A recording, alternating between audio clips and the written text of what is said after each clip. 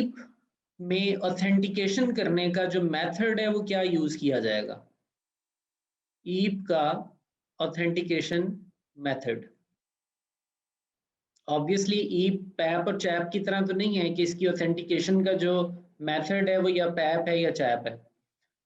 ईप की capability flexible है और ईप एक फ्रेमवर्क है, ये with the passage of time innovate हो सकता है।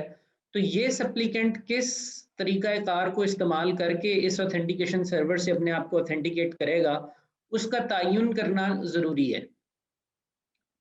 जो इधर से ईप का रिस्पॉन्स आएगा वो रेडियस के पैकेट में कन्वर्ट करके इधर सेंड कर दिया जाएगा। और रेडियस के पैकेट्स हमने शुरू में देखे थे, access request, access accept, access reject, ये रेडियस के मैसेजेस थे। ऑथेंटिकेशन सर्वर से तो आप रेडियस पैकेट फॉर्मेट में बात करेंगे।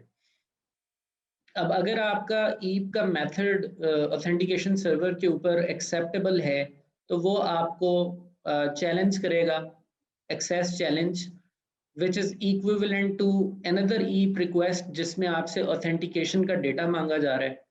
So resultantly, you will push your authentication information, may it be username, password, may it be a certificate, whatever, depends upon the method you have selected. और उसकी base पर another radius access request जाएगी क्योंकि identity verification तो यही होनी है। और अगर आपकी ऑथेंटिकेशन पॉलिसी और ऑथराइजेशन रूल ने आइस में अलाउ कर दिया तो आपको रेडियस की एक्सेस एक्सेप्ट की इंस्ट्रक्शन आएगी ऑथेंटिकेटर पे, और वो in return EAP success message send कर देगा सप्लीकेंट को, जो कि उसके लिए इशारा होगा कि आपके लिए ये पोर्ट जो है इसको ओपन कर दिया गया है, you can use it. So this is a high level transaction between supplicant and authentication server which is ISE PSN, और दरमियान में ऑथेंटिकेटर का रोल। सो अब देख लेते हैं कि ईप के मेथड्स क्या होते हैं। ईप के जो मेथड्स हैं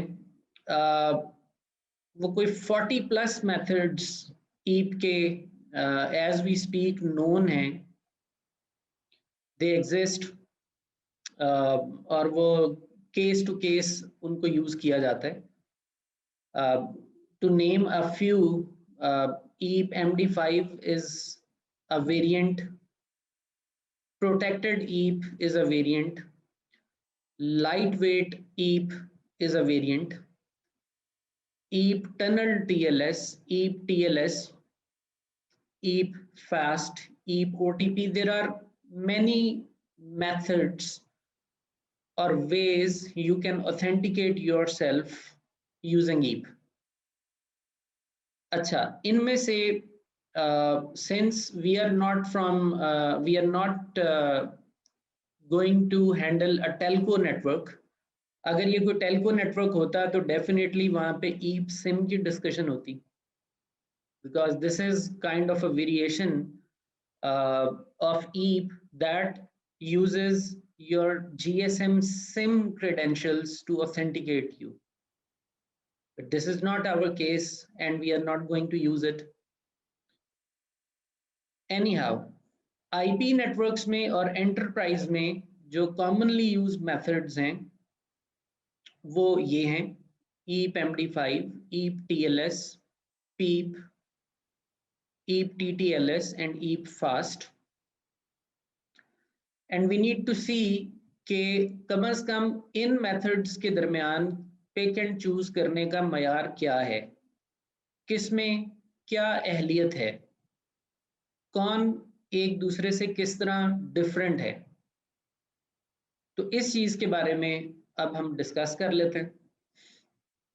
इनमें से जो पीप है वो सिस्को, माइक्रोसॉफ्ट और RSA ने मिलके बनाया है, और ईप फास्ट जो है वो is developed by Cisco, whereas EAP TTLS is developed by Funk Soft company, whereas EAP MD5 and EAP TLS are open standards. ये आपको तकरीबन सब ऑपरेटिंग सिस्टम्स में ये फीचर मिलेंगे। इट रियली डिपेंड्स कि उन्होंने इनको ऑप्ट किया हुआ है कि नहीं। पीप, ईप TTLS, ईप फास्ट हैं, तो ये भी वेंडर्स के इनिशिएटिव्स, बट क्योंकि ये ज़्यादा फ्लेक्सिबल हैं, ज़्यादा रिलायबल हैं, इजी टू यूज़ हैं, तो ऑपरेटिंग सिस्टम्स इनकी सपोर्ट भी साथ भेजते हैं सप्लीकेंट के अंदर। अब ईप के जो कॉमन मेथड्स हैं उनको पढ़ने से पहले आप ये चीज़ समझ लीजिए कि ईप के मेथड्स की दो ब्रॉड फैमिलीज हैं। एक वो फैमिली है जिसके अंदर ईप प्रोटोकॉल यानी ईप ओवर लैन होगा और फिर उसको एक्सट्रैक्ट करके रेडियस पे डाल दिया जाएगा और that is it. This is called native EAP. Whereas दूसरी साइड पे आप देखें तो ईप का जो पैकेट है उसमें ईप उसके अंदर कैस्केडेड हो सकता है, यानी आउटर मेथड ईप का ए है और इनर मेथड ईप का बी हो सकता है। So this is called tunneled EAP. So an outer method of EAP and then there is an inner method of EAP. So there are some variants of EAP that use EAP within EAP for added functionalities. So example is PEEP, protected EAP, जिसका जो outer method है और उसका inner method क्या हो सकता है, आप उसके अंदर EAP TLS को कॉल कर सकते हैं। So outer is PEAP, but inner is EAP TLS. This is possible. Or you can use from this point to this point simply EAP TLS. Whereas here you will communicate over PEEP first, and within PEEP tunnel you will start talking on EAP TLS. So a dual layer of authentication. Likewise EAP fast. EAP fast के अंदर भी outer method is EAP fast, inner can be CHAP, EAP TLS or generic token card, whichever in a method you want to opt for. तो अभी सिर्फ इतना ही समझना है यहाँ पे कि EAP के जो प्रोटोकॉल्स हैं उनकी जो मेथड्स हैं उनकी दो ब्रॉड टाइप्स हैं, एक नेटिव EAP है और एक टनल्ड EAP मेथड्स हैं। EAP का आर्किटेक्चर इस तरह से है इन मेथड्स का कि these methods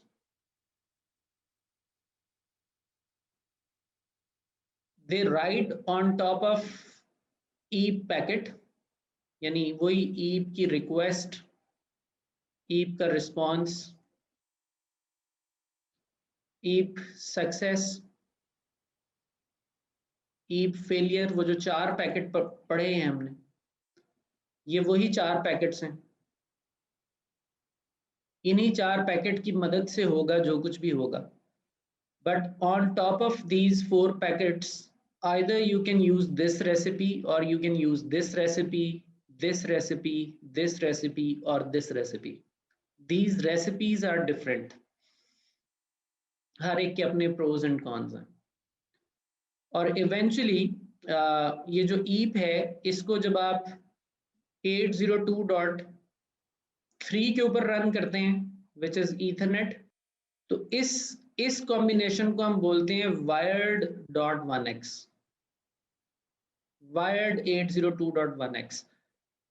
ये it's a logical thing, it does not exist at all. There is nothing called 802.1x on wire. This is EAP running over Ethernet frame. No such thing. This is a logical perception. This is a mindset. This is an ideology called 802.1x.